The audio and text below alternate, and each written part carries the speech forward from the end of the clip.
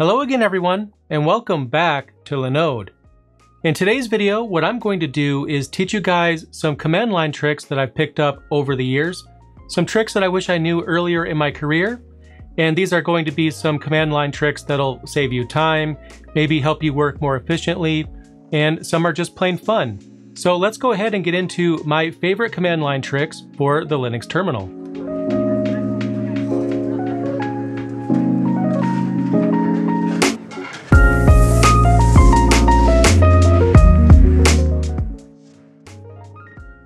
Alright, so here I am on my laptop, and I'm going to go over some of my favorite tips and tricks right now.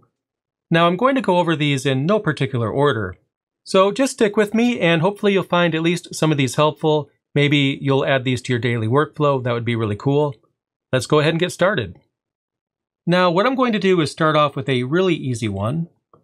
So I'm going to go into the etc directory. I'm going to change directory into that directory. And now that's my current working directory. But what if I want to go back to the previous directory that I was just in? Well, to do that, I can actually type cd and then dash, and that's it. I'm just going to type cd dash just like that. I'll press enter, and I'm back to my home directory. Now, of course, you could go back to your home directory by typing cd and then tilde just like this. That does essentially the same thing. But the difference with cd dash is that it's not specific to the home directory at all. So for example, if I go into the etc directory, then after that, let's just say I go into a different directory, cd dash takes me back to the previous directory, like I mentioned, whereas cd and then tilde takes you specifically to your home directory. And I'm sure a lot of people know about cd tilde, but I guess if you didn't already know that, then, well, now you do. So what I'm going to do right now is just clear my screen. So I'll type clear, and when I press enter, it's going to clear the screen. Actually, I'm not going to press enter, but I am going to clear the screen. But wait a minute, how did I do that? So if you have output on your terminal, and then you hold Control and press L, that actually clears your screen. It's that easy. And yeah, you could type clear to clear your screen, that does work. But when you do that, you're using quite a few more keys than when you just simply hold Control and press L, which I find to be the easiest way to do it. So again, you have output on the screen, just hold Control, press L, and that's it. You've cleared the screen. Now the screen isn't actually completely clear though. So for example, if I use my mouse and I just scroll up a bit, you can see that the output that I had is still there. So essentially what Control L is going to do is just move the command prompt back to the top of the screen, giving you all the space back, but the history is actually still there if you use your mouse wheel to scroll up. Now, alternatively, you could also type reset as well, and that's actually going to reset your shell. And I'm scrolling the mouse wheel, but I'm not able to scroll. Why? Well, I reset everything. So reset is kind of like clear on steroids. It actually empties out everything and legitimately clears your screen in every sense of the word. Now for me, it's just muscle memory to hold Control and press L. So that's what I do. I don't use reset all that often unless there's something wrong with my shell session. Maybe something isn't acting right. If that's the case, I might type reset, but most of the time I'll hold Control and press L. That's what I'll do. Now, earlier in the video, I showed you cd dash to go back to the previous directory, but what I'm going to show you right now is a different way to do the same thing, but it's a little bit more flexible. What I'll do right now is change directory into the /var directory, but I'm going to go about it a different way. Instead of typing cd, I'm going to type pushd, and then the directory I want to go into, and you can see that I am now in the /var directory. And that's pretty cool. So what I'll do, just to illustrate the point, is just change directory a few more times. Now I'm in my home directory. And now I'll just go into my .config directory. So I've changed directories a few times here. It doesn't really matter which directories you change into. But what I'm going to do right now is type popd, and I'm back to etc. When you type pushd and then give it a directory, you'll change into that directory. But it's not quite that simple. When you change directory into the new directory, the previous directory is added to the stack. And here you can actually see the stack. I'm going into /var from/etc. The pushd and popd commands are actually more involved than this. There's more you can do with it. But for right now, what I recommend that you remember is how to type pushd and then popd, and pushd remembers the directory that you are in, and then popd will take you back to that directory, even if it's not the most recent directory that you are in. If you recall, cd- takes you back to the previous directory, but pushd gives you the ability to remember a specific directory, and then popd puts you back into that directory anytime you want to go back there. So if you plan on doing some file system navigation, and then at the end of that you want to return to a specific directory, that's when pushd and popd helps the most. So now I'm back into my home directory. Let's go ahead and continue and check out some more tricks. The next trick I'm not going to spend too much time on because it's one of those things that I could actually explain in greater detail, but I've already done that. I have a whole video about background tasks, so I'm going to summarize it here. But I'll leave a card right about here if you want to check out my background process video and learn even more about how this works. Now let's say, for example, I have a file open. I'm going to use Vim. For some reason this doesn't always work with Nano, I don't know why. But it really shouldn't matter if it's a text editor or htop or whatever program. Basically any program that is in the front. You know, something that takes you away from the command line. And what if you want to return to the command line but you don't want to close the program you are in? So what I'm going to do is just open up a random file. I'm going to choose the etc ssh sshd config file. And let's just say I'm in this file right here and I'm changing some configuration options. But I need to work on something else real quick because something came up and I need to go do something else. And let's say I've made a bunch of changes to this file. I'm not ready to save the file yet because I'm not finished with it, but I also don't want to lose it either. So how do I get back to the terminal without actually saving the file and also without opening up another terminal window? Well, what we can do is hold Control and press Z, and that effectively minimizes that particular program to the background. Now, it's not quite the same thing as minimizing a program in a desktop environment or a graphical user interface, but we're going to pretend it's essentially the same thing because that's the value that I see here. You have a program running, you don't want to lose it, you don't want to lose your work, and you do want to return to it, but you also don't want to open up a terminal just to get back to the command line. This is a great way to do it. So now you know how to send things to the background. But how do you get it back? Well, that's easy. You type FG for foreground, and then it comes back. It's that simple. You hold Control Z to send something to the background, something that's in the front, and then FG, and that'll bring it back to the foreground. So I'll go ahead and exit this. And like I mentioned, it doesn't really matter if it's a text editor. Another example of this is htop. And this is a really cool utility for monitoring system resources. But the same thing applies here. I can hold Control and press Z. It's sent to the background. FG is now in the foreground. If you want to find out more about how this works, then check out the video that I mentioned. But at the very least, being able to send something to the background and then bring it back to the foreground will probably save you a lot of time. Just keep in mind that if you close the shell or log out, you will lose whatever's running in the background. So just make sure you remember that when you send something to the background, you should bring it back to the foreground, finish what you're doing before you close your terminal window. Alright, so it's time to move on to the next trick, and what I'm going to do first is just update my package repository index. So I'll type apt update, just like that, and I'll press enter. Oh wait, I forgot to use sudo. You know, as long as I've been using Linux, you would think that I'd remember that by now, but even after 2 decades, I'm constantly forgetting to run sudo. Of course, I could just run sudo apt update. I mean, it doesn't take that long to type that command, but that's not what I'm going to do. What I'm going to do instead is type sudo and then 2 exclamation marks just like this, and then I'll press enter. And it worked. Now check this out. When you run sudo exclamation mark, the 2 exclamation marks actually refer to the previous command that you just ran.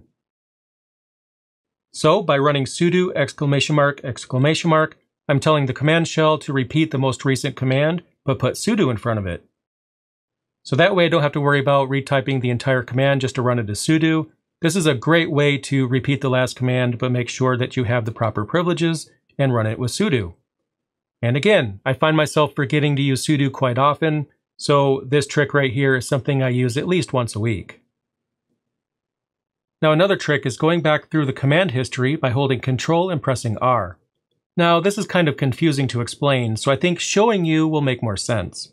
So I'm going to hold Control, I'll press R, and now the command prompt is changed to a search field here. So what do I do here? Well, what I do is I start typing part of a command that I remember, part of any command that I would have ran in the past.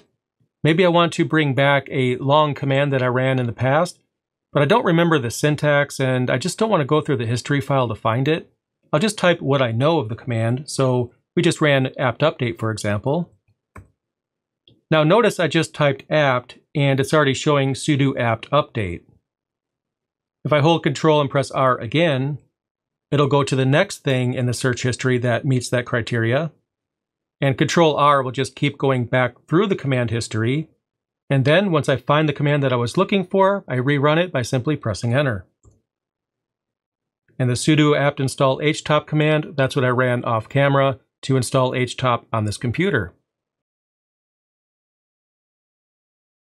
So there's popd, we ran that one.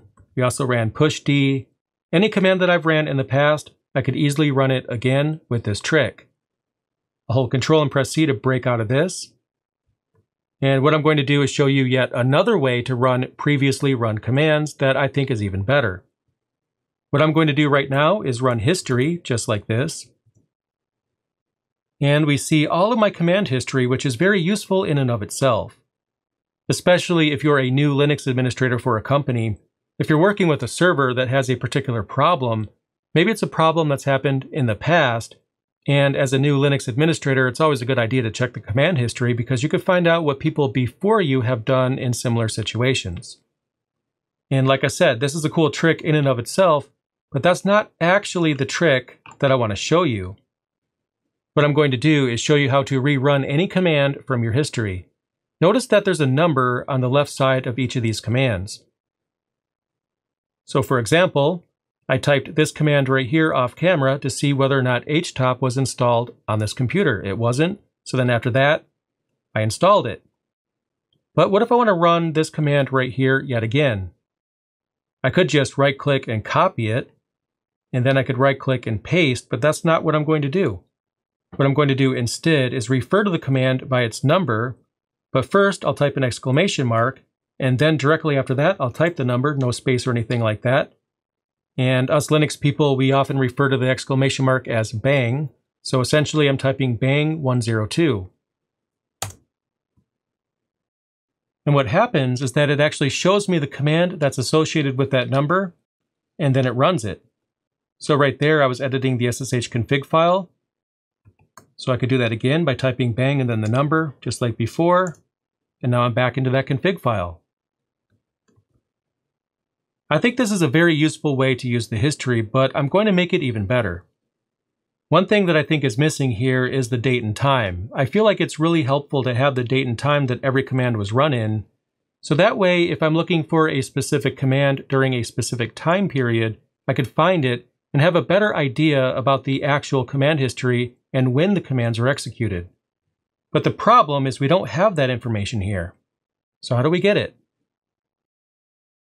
For that, we have a very special variable, and it's hist time format. And what I'm going to do is set this equal to a very specific string. So I'm going to type %, capital Y, dash, %, lowercase m, dash, %, lowercase d, space, %, uppercase T, and then another space. And adding another space here is really important. I'll explain why in a moment. But anyway, I'll press Enter. And now that we've done that, let's run the history command again. Now we have a date next to each of the commands right here. Depending on how your shell is configured, it might actually show the same date for everything because maybe a date wasn't recorded when it was first created. Different distributions set this up differently, so this may or may not be a problem for you. But at least going forward, it's going to have the correct date and time for every command. So if you're looking for a specific command from a specific time period, you could just scroll through your history, and as you can see, it shows that information here. Now, one problem with this, though, is that when you close your shell, then the hist time format variable is going to go away. We set the variable here in this session, so even if I opened up a new terminal window, it's not going to apply to that particular terminal window. It's only for this session. So what I want to do is actually make this permanent. And the way to do that is we just open up a special file with an editor. We could use nano, vim, it doesn't matter. And what we're going to do is open up the .bashrc file in our home directory. And right here we have hist control. And that's actually another trick that wasn't on my list, but it may as well have been. Hist control being set to ignore both means it's going to ignore lines that include a space at the beginning. So if you want to type a command and you don't want it to show up in the history, if this is set, you could type a space in front of the command and it won't show in the history. So if you are running a command that contains something sensitive, it might be a great way to hide that from the history. But that's not what we're here for. What I'm going to do instead is add the hist time format variable right here in the bashrc file, so that way every single shell I open will automatically have this setting.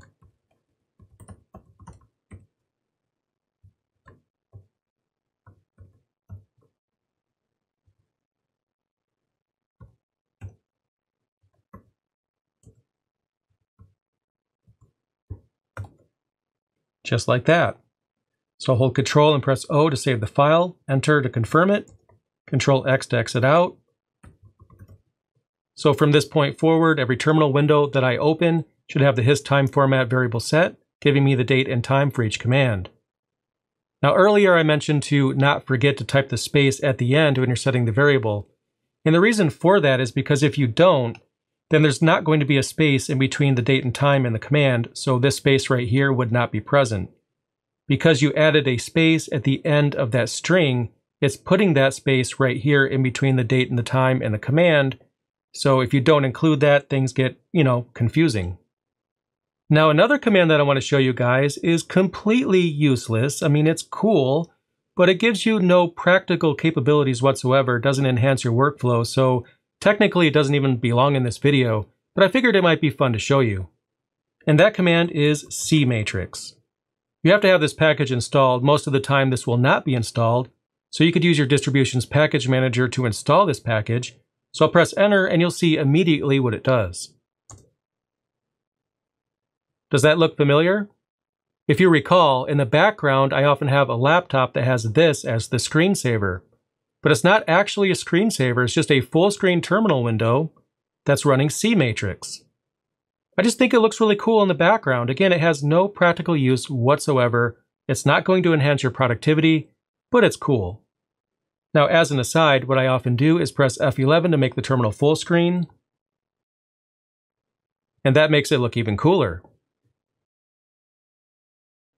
But F11 is not actually specific to cmatrix. That's a trick in and of itself. So I'll press F11 again, and that undoes the full screen. And then to get out of cmatrix, I hold Control and press C. And now I've broken out of cmatrix. So again, I'm going to press F11, and notice that the terminal is now full screen. So F11 is a terminal shortcut, and it's recognized by quite a few desktop terminal emulators. There's some that don't understand F11, but most do. And that makes it full screen, and I mean full screen to the point that you won't see any window controls at all. You won't see your panel. It's literally taking up your entire screen.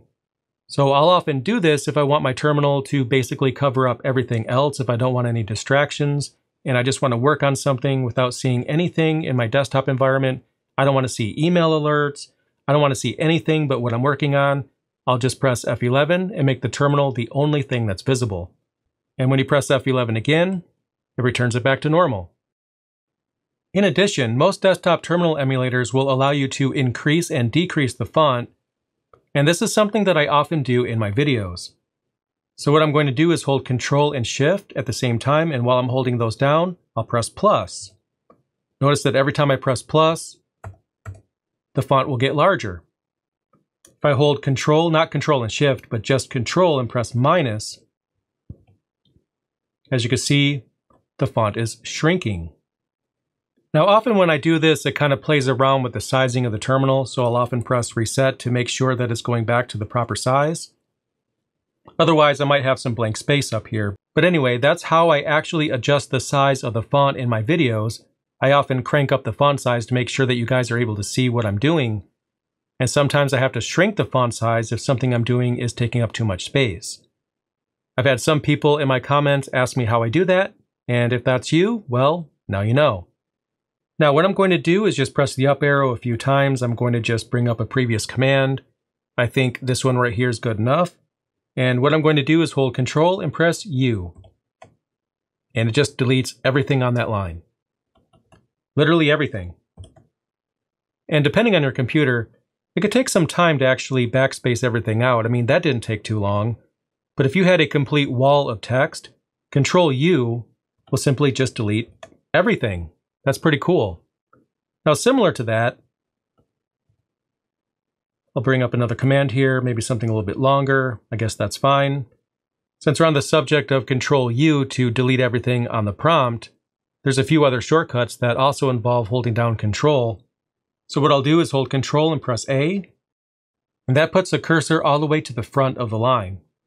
And then Control E takes you to the end of the line.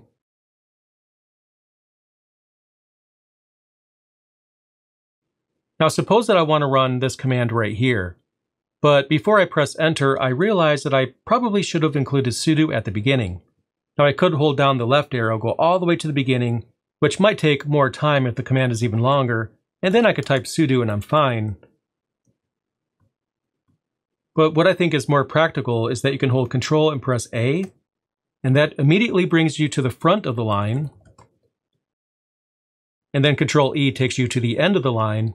So that way I'm able to jump to the beginning, add sudo, jump back to the end. That'll save some time. Maybe not the most useful thing in the world, but you never know. Maybe this is something you'll find helpful at one point or another in the future. So I'll clear the screen. This time I'll just hold Control and press U to delete that command. And now I'm back to an empty prompt. Now what if I wanted to run two commands one after another?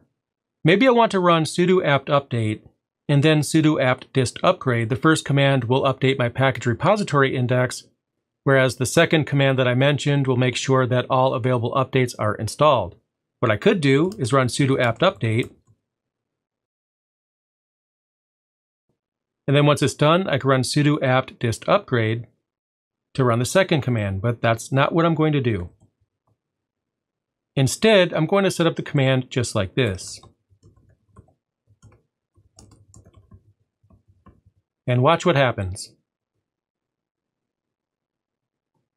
It immediately changed the command into the dist upgrade command, so if I was to press enter, it's going to install all of the updates. Now, of course, apt is actually specific to Debian and Ubuntu, but the command itself doesn't really matter. I'll just say no for now because I don't need to update anything. I'm just using a temporary installation on my studio laptop.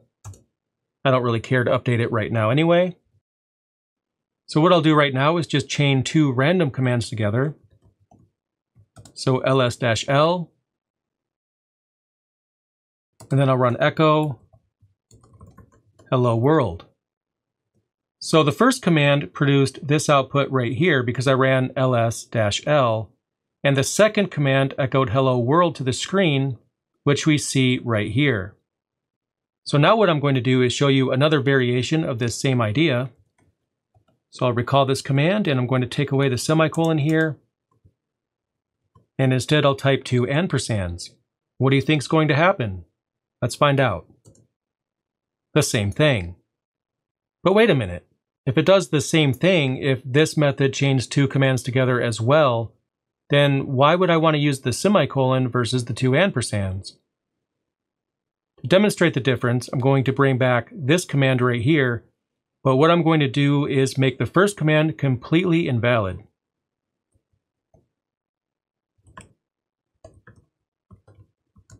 So I'm going to list the storage of a directory that doesn't exist. This will produce an error. And then I'm going to chain the command into echo hello world, just like before. But the command stopped me though. It's telling me that this directory does not exist, which I knew, but it didn't run the second command. That's interesting. Let's bring that back, take away the ampersands, and I'll replace them with a semicolon. So we get the same message as before. It's telling me that the directory does not exist, but it still ran the second command. So now you can see the difference. If you chain commands together with semicolons in between, it will actually run the next command if the previous command failed. But on the other hand, if you chain commands together with ampersands instead of the semicolon, if it encounters an error, it will not run subsequent commands. And that's the difference. Depending on what you want, maybe you want the second command to go through if the first one fails, or maybe you don't, and that'll determine which one of these you actually use. Now, another command that I want to show you guys is tail-f. And I feel like this is a command that a lot of people know already, but for whatever reason, I didn't find this out until much later in my career. So I want to make sure that I let you guys know about this as early as I can. So if you didn't already know about this, well, you're about to know about it. So what we're going to do is just tail a log file. I just chose the var log syslog file randomly. You could give it any file that actually exists. Now when I press enter, it's going to show me the contents of var log syslog, or at least the last portion of it. And you can't really see it now, but if anything was to happen on this system, then this is going to update in real time. So I could literally watch the log as content is being added to it. So that way, if I'm troubleshooting something, I could keep my eye on what's happening on the server. Maybe the other person that's telling me about a problem can try to reproduce the problem. And while they're doing that, I'll just watch the log. And as they're trying, I'll see new entries being added to the log file. It's a very cool thing to do. And to break out of this, you hold Control and press C. And now you're back on the command line.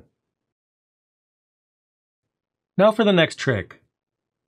If I list the storage of my current working directory, I actually have this file right here called hello.txt that I actually created off camera. If I check the contents of that file, you can see that all it contains is hello world. Now we're going to pretend that this is a very long file. Maybe it's a log file, for example, and we want to empty it out. Now, most of the time, you can actually delete a log file and then the service will recreate it, but that's not always the case. It's actually easier to truncate a file, especially if it's a log file. It's a safer thing to do than outright deleting a file. Maybe there's still an open file handle to that file, and if you go ahead and delete a log file, maybe a new log file will not be created, and that wouldn't be good. So what you could do is run truncate. We could set the size, that's what the -s stands for. We'll set the size to 0. Be very careful with this, by the way. And then we'll give it a file name. And that's going to make the file size of that file exactly 0, thereby deleting everything it contains. And that's why I mentioned you should be careful with it. If I cap the contents of hello.txt one more time, it's an empty file. And that makes sense. We set the size to exactly 0. It's now an empty file. So now I'm going to show you guys one more command that I like, and that's the column command, but it's actually more useful when you chain commands into it. For example, if I run mount, it's going to show me a list of all the file systems that I have mounted on my computer, or server, or whatever it happens to be. But it's all kind of jumbled together. And yes, part of that is because of my font size, but even if I shrink the font size and then run it again, it's not all that much better. So let's try this a different way. I'm going to run mount, and then I'm going to pipe that into column-t. And I might need to make the font size really small so you can see the difference. It's going to make sure that all the output is shown in columns, which makes it a lot easier to read. And it's not specific to the mount command. Any command that produces output that's a little jumbled might actually benefit from being piped into the column command, like I'm doing here. If nothing else, piping mount into column-t is useful of and by itself, so if that's all you take away from this, then I guess that's fine too. So hopefully you've learned something new with today's video. Go ahead and let me know in the comments down below what your favorite command line trick or time-saving shortcut happens to be. I look forward to reading what you guys have to say, and maybe I'll learn something new myself. Anyway, as always, thank you so much for watching, and I'll see you again very soon.